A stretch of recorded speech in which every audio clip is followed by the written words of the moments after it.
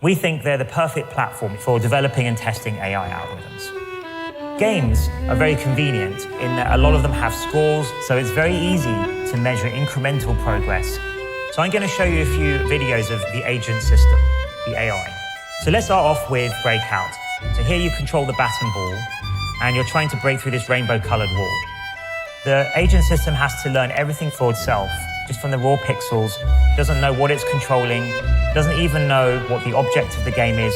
Now, at the beginning, after 100 games, you can see the agent is not very good. It's missing the ball most of the time, but it's starting to get the hang of the idea that the bat should go towards the ball. Now, after 300 games, it's about as good as any human can play this, and pretty much gets the ball back every time. We thought, well, that's pretty cool, but we left the system playing for another 200 games. And it did this amazing thing. It found the optimal strategy was to dig a tunnel around the side and put the ball around the back of the wall. So reinforcement learning is the study and the science and the problem of intelligence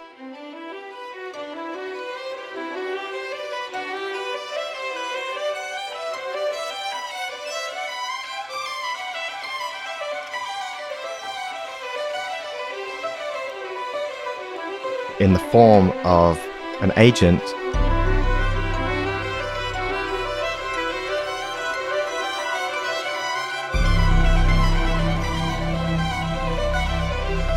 that interacts with an environment.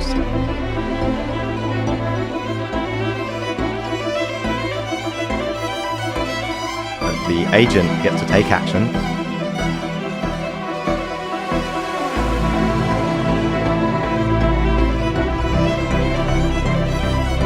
Those actions have some effect on the environment.